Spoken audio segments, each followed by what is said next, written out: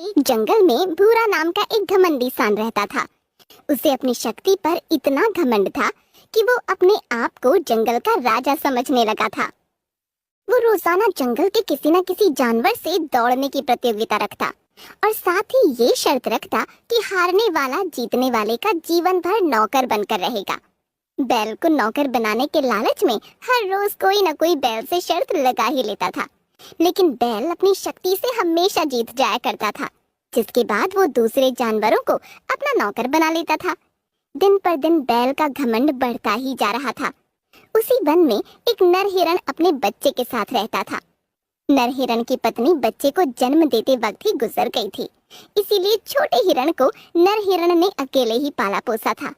एक दिन छोटे हिरण ने अपने पिता से पूछा, पिताजी, पहले जो मेरे खरगोश मित्र मेरे साथ खेला करते थे वो आजकल जंगल में कहीं भी दिखाई नहीं पड़ते। क्या आप इस बारे में कुछ जानते हैं पिताजी? बेटा, उन्हें जंगल के घमंडी बैल ने शर्त में हराकर अपना नौकर बना लिया है।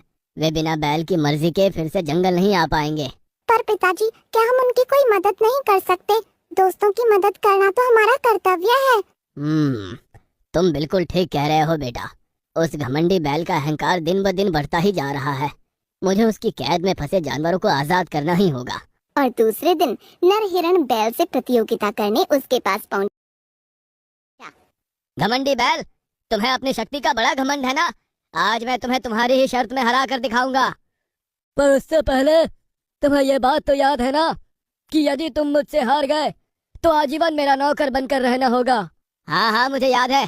पर अगर मैं तुमसे जीत गया तो तुम्हें सारे जानवरों को अपनी दास्ता से मुक्त करना पड़ेगा। मुझे तुम्हारी शर्त मंजूर है, पर पहले मुझसे जीत कर तो दिखाओ। दोनों ने तय किया कि दौड़ जीतने के लिए उन्हें जंगल के बरगद तक सबसे पहले पहुंचना होगा। दोनों दौड़ के लिए तैयार थे। तभी हाथी ने अपनी सूंड से आवाज निकालकर प्रतियोगिता शुरू की। हिरण और बैल दोनों ही पूरी तेजी के साथ दौड़ रहे थे। जंगल के सभी जानवर हिरण के जीतने की प्रार्थना कर रहे थे। तभी हिरण तेज दौड़ता हुआ बैल से आगे निकलने लगा। ये देखकर बैल को मालूम हो गया था कि वो अब हिरण को नहीं हरा पाएगा। गुस्सैल बैल ने अपने सींगों से हिरण पर वार कर दिया, जिससे हिरण वहीं घायल होकर गिर गया।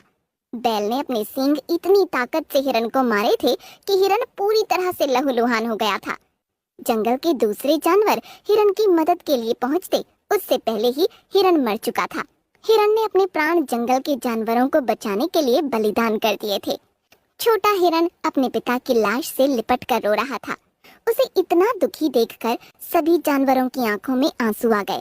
सभी को पता था कि बैल ने हिरण को मारा है, पर बैल का इतना खौफ था कि कोई भी जानवर बैल के खिलाफ कुछ भी करने की हिम्मत नहीं जुटा पा रहा था। और ऐसे ही कुछ दिनों तक जंगल में एकांत फैल गया। छोटा हिरण अब अकेला पड़ गया था। वो दिन भर अपने पिता की याद में रोया करता और अपने आप को ही पिता के मृत्यु का गुनहगार मानते हुए कोसता रहता। एक दिन चींटी छोटे हिरण को रोता देख उसके पास पहुंची। अब रोना बंद करो हिरण, अब तुम्हें साहस के साथ अपना जीवन जीना होगा, बिल्कुल तुम्हारे पिता की तरह। मुझे जीवन की अब कोई ख्वाहिश नहीं है।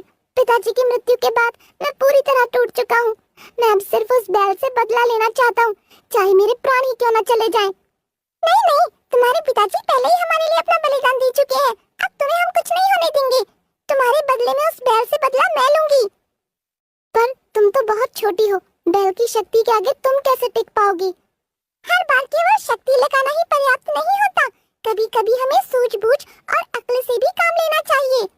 और दूसरे दिन चींटी बैल को चुनौती देने उसके पास पहुंच गई। बैल चींटी की बातें सुनकर हंसने लगा। इतने दिन बाद मुझे कोई चुनौती देने पहुंचा, और वो भी एक छोटी चींटी। लगता है तुम्हें पता नहीं, आसपास के 5 जंगलों में भी मुझसे तेज कोई नहीं दौड़ पाता है, और तुम्हें तो मैं यूं ही हरा दूंगी। बैल चींटी का आत्मविश्वास देखकर सोच में पड़ गया और मन ही मन सोचने लगा कि अगर ये चींटी सचमुच मुझसे तेज हुई तो मैं इसे अपने पैरों से कुचल कर मार दूंगा। बैल दौड़ के लिए तैयार हो गया। आसपास खड़े सभी जानवर चींटी को आश्चर्य से देखने लगे। वो भगवान से यही उम्मीद कर रहे थे कि किसी तरह चींटी की जान बच जाए। चींटी पूरे आत्मविश्वास के साथ एक पत्ते पर खड़ी थी। सभी जानवरों के लिए ये बहुत अजीब था कि तभी हाथी ने अपनी सूंड उठाई और आवाज निकालकर दौड़ शुरू की। हाथी की फूंक के कारण पत्ती पर बैठी चींटी पत्ती के साथ बड़ी तेजी से हवा में उड़ गई और दौड़ के आखिरी छोर तक जा पहुंची। बैल को इसका अंदाजा भी नहीं था कि चींटी दौड़ जीत चुकी है। वो लगातार भाग रहा था और उसे ऐसा लग रहा था कि वो चींटी को पीछे छोड़ चुका है। जब वो आखिरी छोर तक आया तब उसे मालूम हुआ कि चींटी तो दौड़ जीत चुकी है। वो अपनी हार बर्दाश्त न कर सका और चींटी की तरफ उसे कुचलने दौड़ पड़ा, लेकिन चींटी बैल के कदमों की हवा के कारण वहां से उड़ निकली और बैल के सींग पेड़ में फंस गए। बैल उन्हें निकालने की कोशिश में वहीं तड़पते हुए मर गया और इसी के साथ छोटे हिरण का बदला भी पूरा हुआ।